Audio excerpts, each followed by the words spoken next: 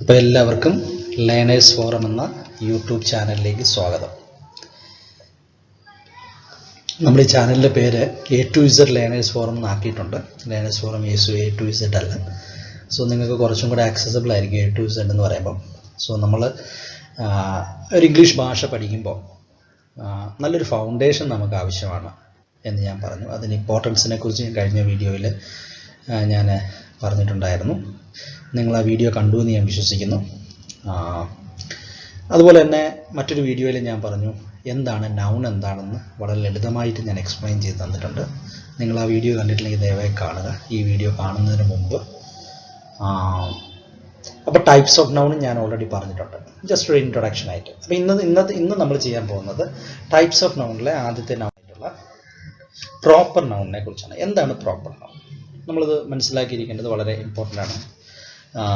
എങ്കിൽ മാത്രമേ നമുക്ക് ഒരു സെൻറ്റൻസിൽ നമുക്ക് കൃത്യമായിട്ട് ഒരു സെൻറ്റൻസ് എഴുതാനോ അല്ലെങ്കിൽ ഒരു സെൻറ്റൻസ് നമുക്ക് കൃത്യമായിട്ട് പറയാനൊക്കെ സാധിക്കത്തുള്ളൂ. ഇത്തരം നൗണുകളുടെ പല ടൈപ്പ് നൗണുകളുണ്ടെന്ന് നമ്മൾ ഓൾറെഡി മനസ്സിലാക്കി.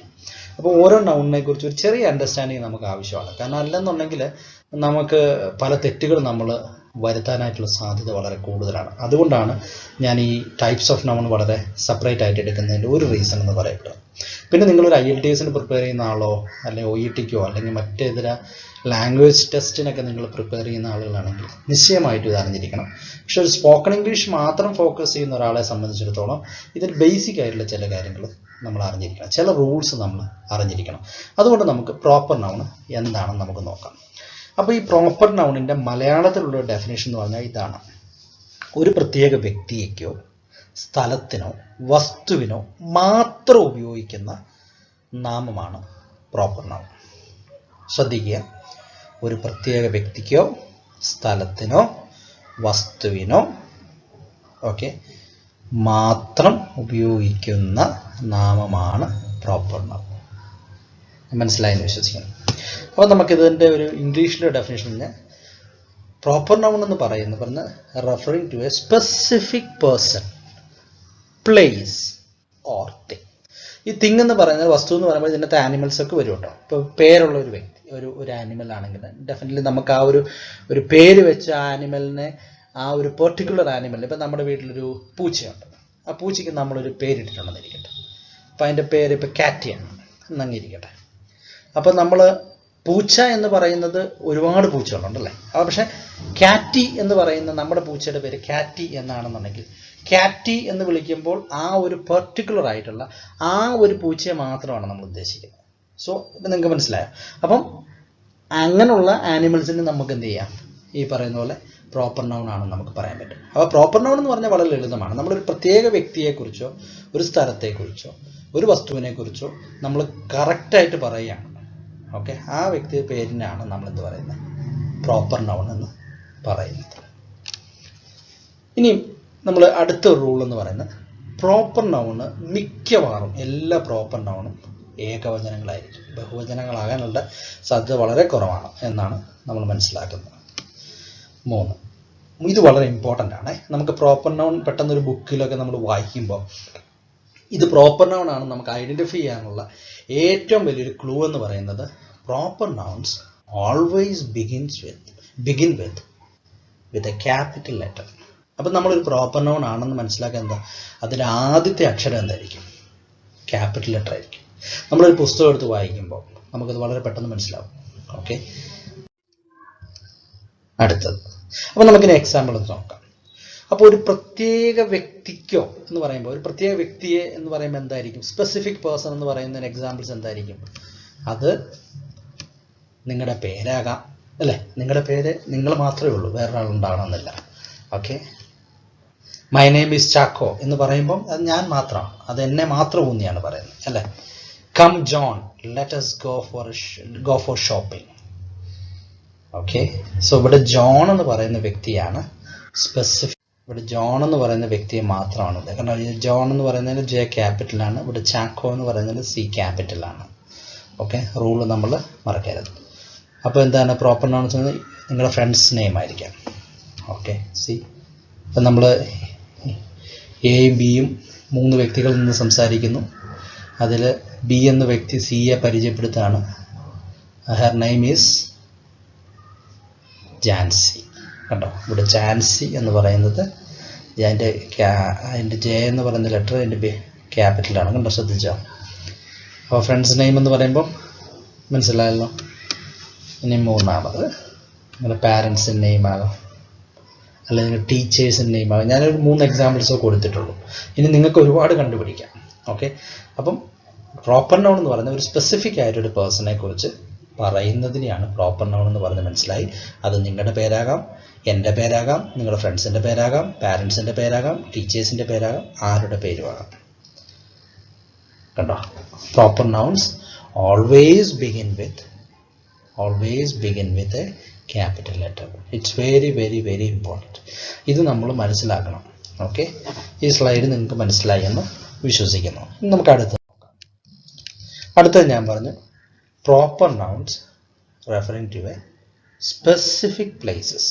ഓക്കെ, ഒരു പ്രത്യേക സ്ഥലത്തെ പ്രതിനിധീകരിക്കുന്നു. കണ്ടോ, അപ്പോൾ അതെന്താന്ന് നോക്കിയേ, അത് നിങ്ങളുടേതായ ഒരു ടൗൺ ആകാം, name of your on town.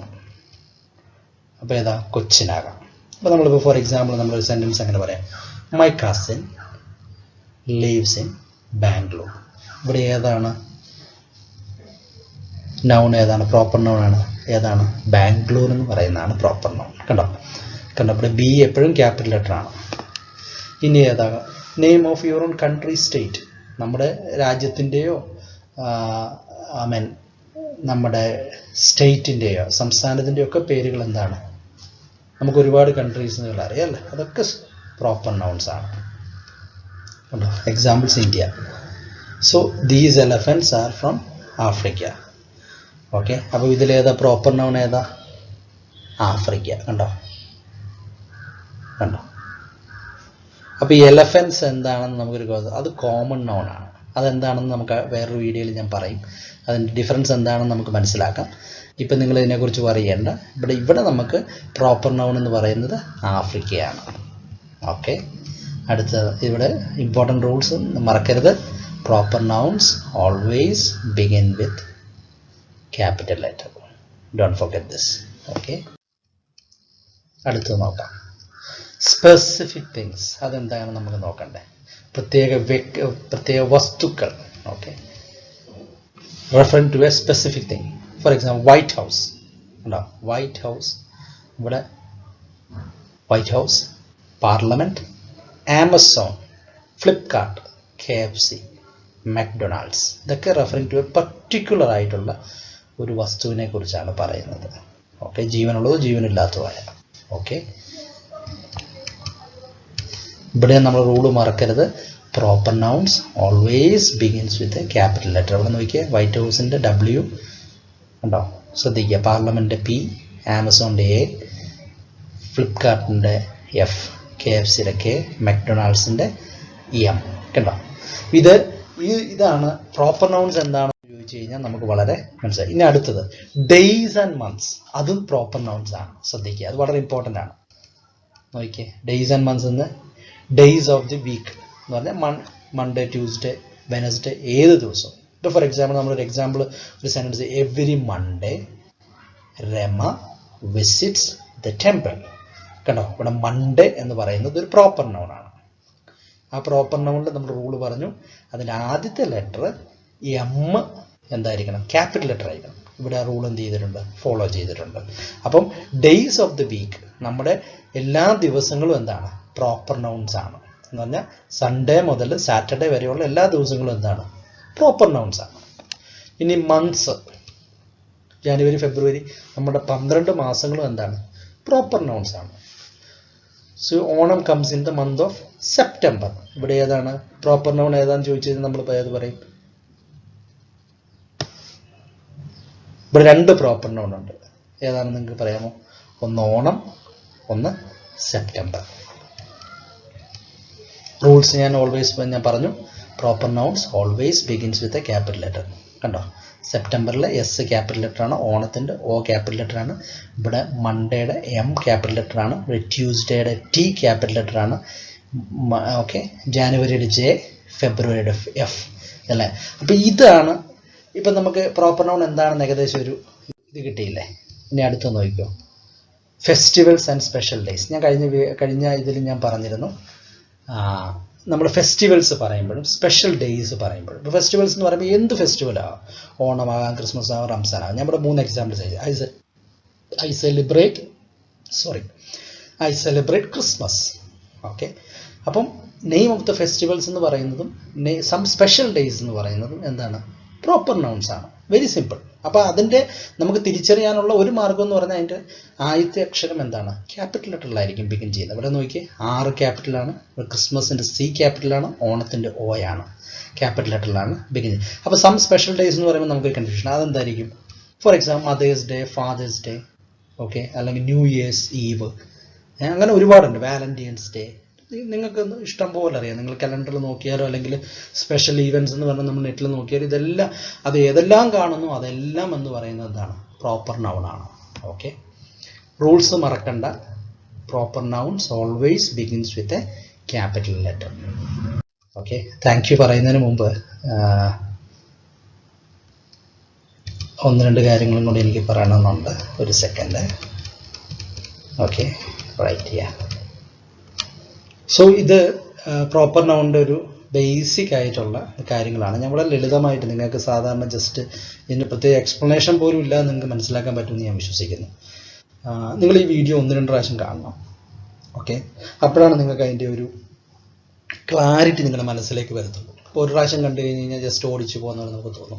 അപ്പോൾ ഞാനിത് വളരെ ഓരോന്നും സ്പെസിഫിക് ആണ്. നിങ്ങളിത് വെച്ചിട്ട് ഇപ്പം ഞാനിതിൻ്റെ 2-3 എക്സാമ്പിൾസ് ഓരോന്നിൻ്റെയും കൊടുത്തിട്ടുള്ളൂ.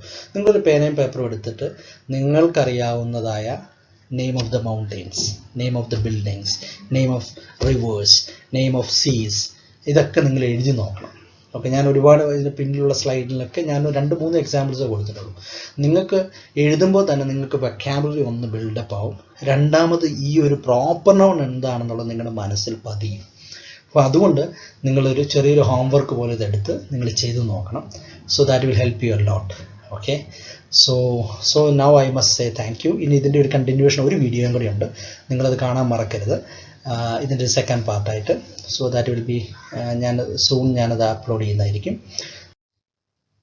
So thank you so much.